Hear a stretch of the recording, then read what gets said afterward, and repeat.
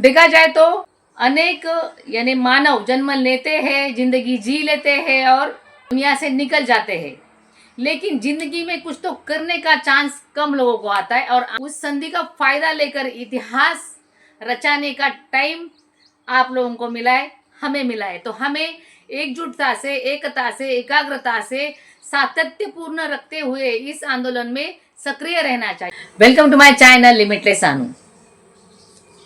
कैसे हैं आप? उम्मीद करती हूँ आप सभी अच्छे ही होंगे। हम देखने वाले हैं महाबोधि महाविहार मुक्ति आंदोलन जो शुरू है 12 फरवरी से, जो धरना आंदोलन शुरू है करने वाले हैं बात। जैसे कि धरना आंदोलन दूमुहान पे शुरू हुआ था, उससे पहले वो गोलंबर में था, दूमुहान से हटाया गया बुद्ध पूर्णिमा के बाद, तो वो निगमा मॉनेस्ट्री में चला गया था। वहाँ से भी प्रॉब्लम होने के बाद वो विशुद्धानंद बुद्ध विहार में, बुद्ध गया में धरना आंदोलन अभी भी है। आज उसको हो रहे 231 दिन आज की डेट में।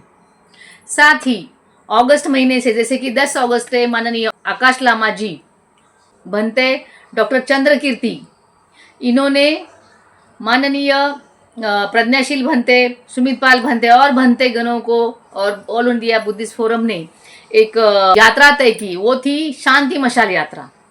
ये मशाल यात्रा हर स्टेट में जाएगी, जहां उन्हें संभव है, जहां उनका स्वागत हो रहा है, ऐसे स्टेट में वो जाएगी और वहां वो जनसंवाद करेगी, लोगों से जनसंवाद लेगी और मशाल यात्रा करके बीटी एक्ट रद्द होना चाहिए। बीटी एक्ट क्यों रद्द होना चाहिए, वो महाबोधि के लिए क्यों हानिकारक कानून है और बौद्धों के लिए वो कैसा अन्यायकारक है, ये बताने की कोशिश हो रही है और लोगों में जागृति करने की कोशिश। साथ ही जो भंते सुरई ससाई जी ने जो पिटीशन डाला था 12 साल पहले, उसकी सुनवाई जो हो, अभी फिलहाल डेट तो आना शुरू हो गया 5 अगस्त से आगे, अभी कोई डेट भी नहीं आई है।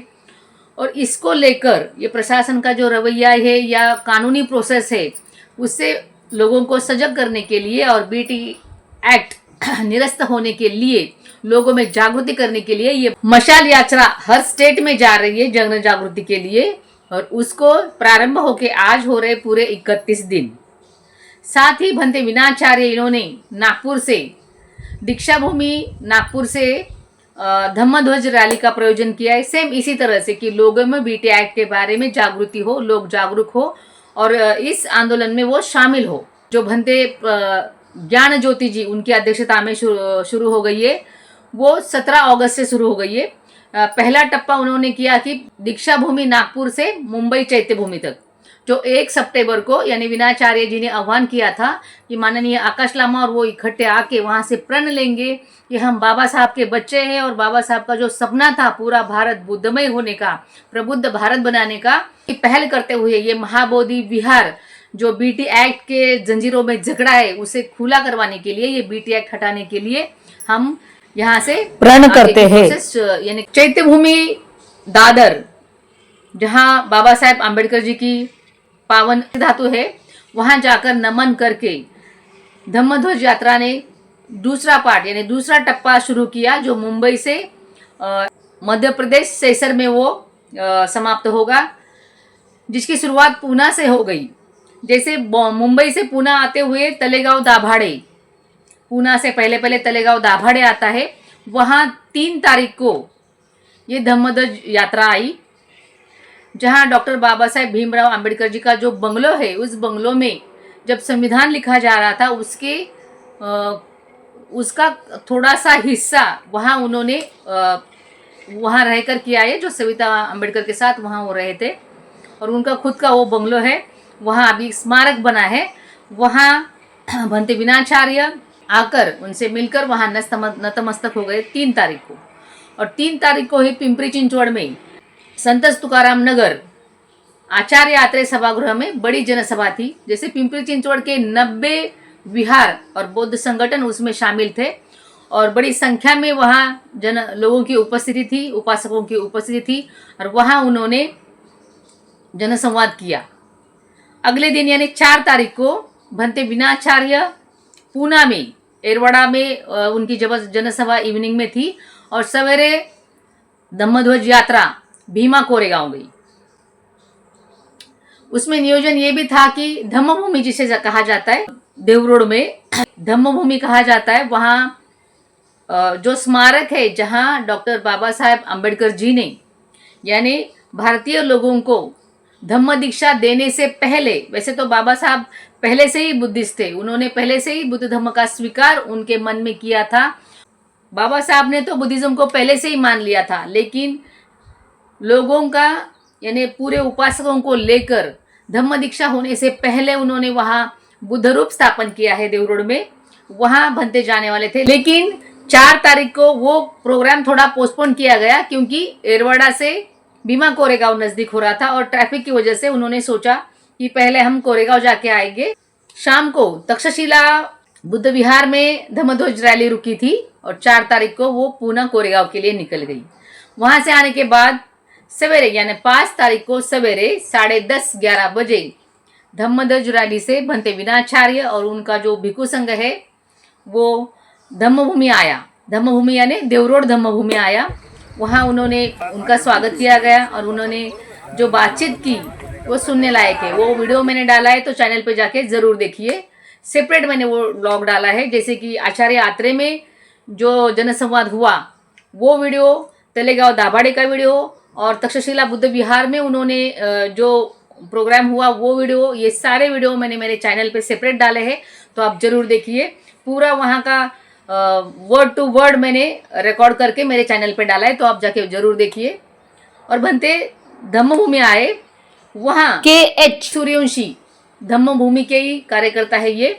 शितोले नगर में उन्होंने रमाई संकुल बनाया है और साथ ही एक भावना है, जैसे कि हमारे भारतीय संविधान में भावना है कि सभी समाज या सभी को लेकर हमें चलना है, लेकिन सभी लोगों को इकट्ठा आकर कुछ काम होने चाहिए। ऐसे ही HK सूर्यवंशी जी ने लोक सहयोग, लोक सहभाग से वहाँ एक यानी डॉक्टर बाबा साहेब आम्बेडकर जी के नाम से कमान बनवाई है देवरोड में।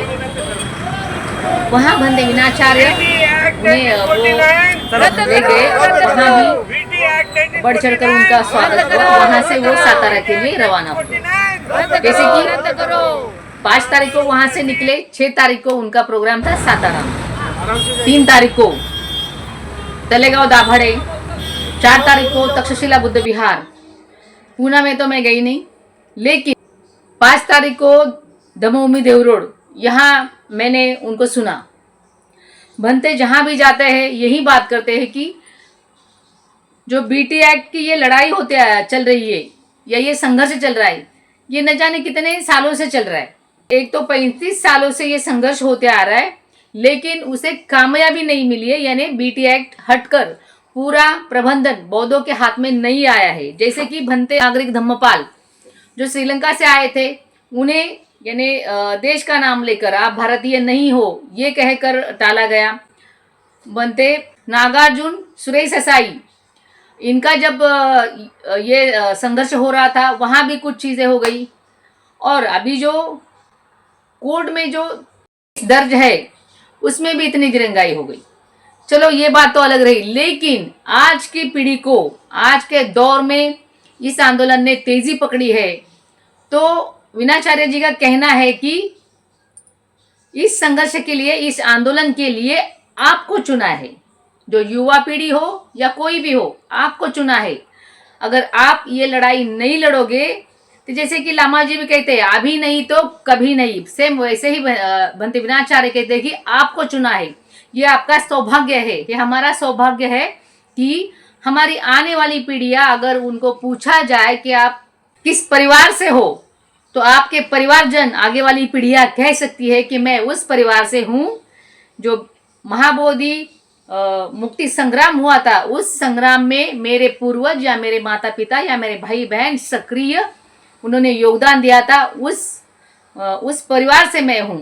मानव जन्म लेते हैं, जिंदगी जी लेते हैं और इस दुनिया से निकल जाते हैं, लेकिन जिंदगी में कुछ तो करने का चांस कम लोगों को आता है। और आने वाली जो भी उनको एक मौका आ रहा है, उस यानी संधि आ रही है, ये संधि का सोना मराठी में कहा जाता है कि उस संधि का फायदा लेकर इतिहास रचाने का टाइम आप लोगों को मिला है, हमें मिला है। तो हमें एकजुटता से, एकता से, एकाग्रता से सातत्यपूर्ण रखते हुए इस आंदोलन में सक्रिय रहना चाहिए। जैसे मैं मेरे मोबाइल पे हर रोज स्टेटस लगाती हूँ कि महाबोधि आंदोलन का आज 231वां यानी धरना आंदोलन का 231वां दिन है।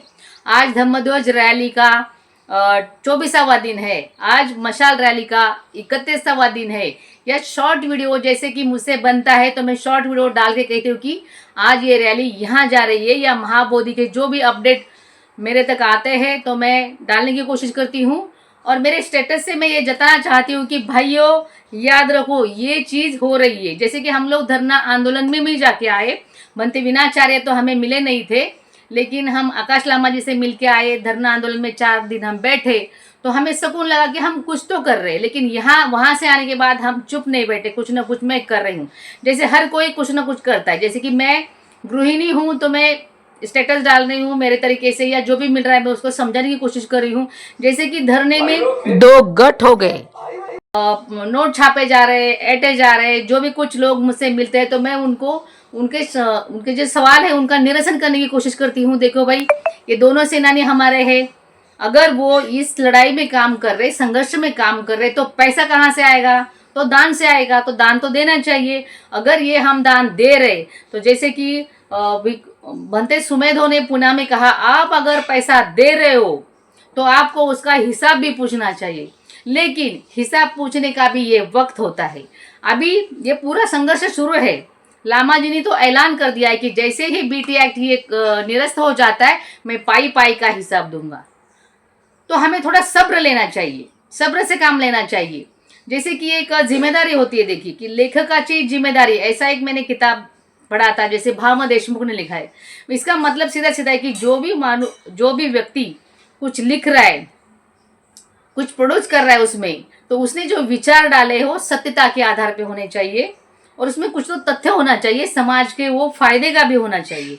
ऐसे ही कुछ बातें हो सकती है। वैसे ही जैसे कि कोई वीडियो बना रहा है तो अभी यूट्यूबर क्या करेगा, सामने जो है वो दिखे। जैसे कि मेरा व्लॉगिंग चैनल है तो मैंने जो देखा वो सुनो मैं सुनाती हूँ। वैसे ही अगर आपने वीडियो देखा है तो आपकी एक जिम्मेदारी बनती है कि वो बात कितनी सही है और उसको कैसे वर्ड्स में आपको रिप्लाई करना है।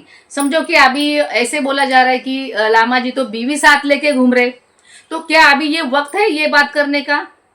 आपके राय में क्या, ये कमेंट में जरूर लिखिए।